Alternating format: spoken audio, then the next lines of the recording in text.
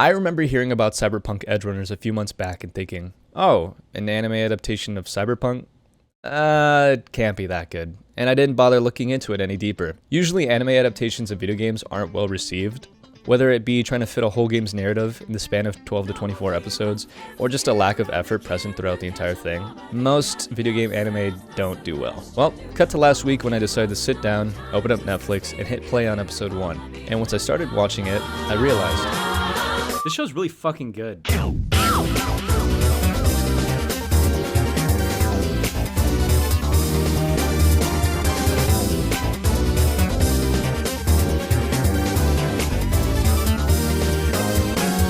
I was dumbfounded. I found myself completely entranced by the world, the characters, this stupid piece of shit doing karate. I ended up watching the whole thing in a single sitting, which I haven't been able to do recently. Sometimes I just have trouble sitting down and focusing in on an anime because I have monkey brain, but Cyberpunk Edgerunners is just built different. Now, I knew pretty much nothing about this series going into it, and honestly, I think it's best if you don't know much about it before going into it. Also, you don't need to play the game to understand what's going on in this show, although there are some guest appearances and iconic locations that players of the game can spot and appreciate. Now, you hear me writing this show's meat a little too hard and you might be thinking, okay buddy, what is it exactly that makes this series so special? Well, let me start off by talking about the story.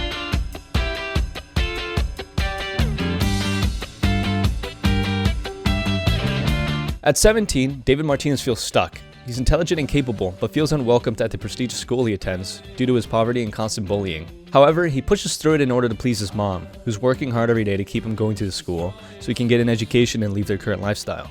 Sadly, his mom is caught up in a violent shooting, and David is left alone in the world.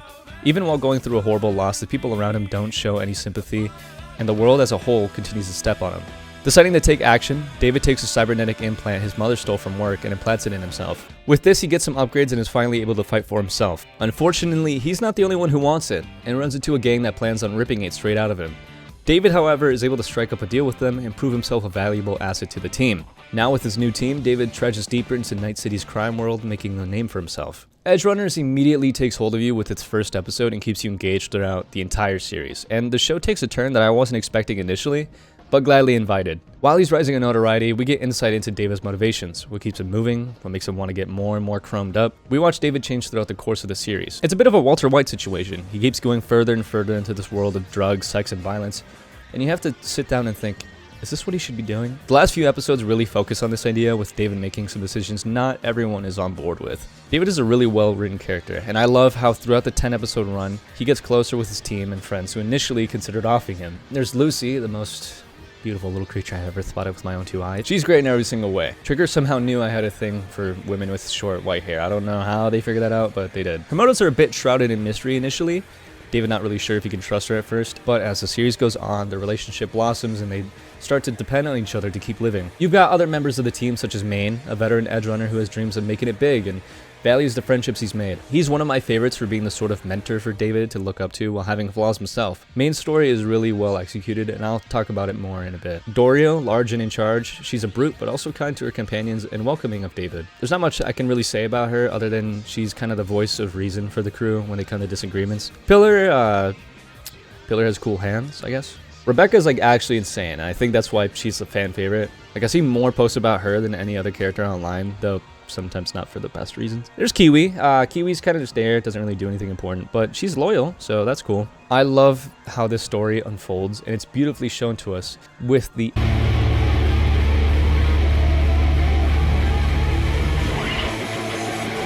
God, the art. First of all, once I saw in the opening the series was animated by Trigger, it was a wrap for me. Trigger is one of my favorite animation studios, and they're basically Wagami in the anime. I had watched a few growing up, but it was Trigger and their parent company Gainax that fully sold me on the art form. Shows like Kill la Kill, Little Witch Academia, Gurren Lagann, all beautifully animated. They love to use fluid animation during action scenes, and here it is no different. I'm at the point where when I hear something's gonna be animated by Trigger, I'm ready for a beautiful ass show. And Cyberpunk Edgerunners is a beautiful ass show. Being in the cyberpunk setting, there are a ton of neon lights, wacky looking people, a lot of breasts, and dystopian cityscapes throughout its 10-episode run. The whole thing is stunning, and it's hard to find a scene that looks uninteresting. Even in this dirty, trashy ass city are they able to bring out some beautiful scenes. I already love the cyberpunk aesthetic, and Trigger did an amazing job animating it. Also, being Trigger, of course, they have some out there character designs, and they really delivered in that department. All the characters feel like they belong in Night City, and they're all pretty unique, or at least, you know, as unique as anime can get. Also, one thing I didn't see coming was how gory the show is. Again, I hadn't watched any promotional footage beforehand, and Trigger hasn't been the most graphic studio before, but Back it up. Looking to get shot? I'm not against this at all. The crazy and fast-paced action of the underworld of Night City is perfectly captured in the show's wild animation. There's so many moments that just give you a little art boner. But you know what pairs up well with visuals?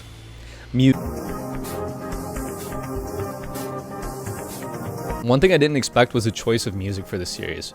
Most if not all of the songs in Edgerunners soundtrack are songs that were featured in this radio station since 2077. Again, another great way of connecting the series to the game naturally. And what a diverse selection of songs to include. It has a little something for everyone. It's got some fun rock songs, some chill beats to study to, some fucking gnarly death metal, some reggae, EDM, pretty much any genre you can think of, they snuck it in somehow. Okay, so now I want to talk about the ending of Edgerunners, which means I am about to get into the spoilers. So click here to avoid them if you haven't watched the series yet. You really should go into it blind. Okay? Okay. I consider Edgerunners a bit of a tragedy. It follows the rise and fall of David. I mentioned previously that he reminds me of Walter White. Both of them are their own worst enemy. Throughout Edgerunners, David develops survivor's guilt. When his mother was alive, he was rebellious against the school she was working so hard for him to attend. But when she died, David felt it necessary to live out his mother's dream for him. Lucy tells him he should live for himself and not for her, but David's guilt only worsens with the death of Maine. Maine's ego made him refuse to ease the use of his cybernetic augmentations, which causes him to enter cyberpsychosis, a state of insanity which inevitably results in death. David should have seen this and learned from Maine's mistakes, but instead carries Maine's will on as well, going as far as upgrading himself to fit Maine's fists. Later, when Lucy is captured, that's when David is lured into a trap, installing the cyber skeleton. David at this point is too far gone, and everyone knows that. Rebecca can see it isn't right, yet her screams go unnoticed. It's pretty hard to defend David at the end of Edgerunners. He's stubborn, hypocritical, egotistical, and he makes a lot of bad decisions. But through it all, he tries to right his wrongs and save Lucy, even if it's the last thing he does. And, luckily for him, he does. So, I guess for David, there really wasn't much left to do.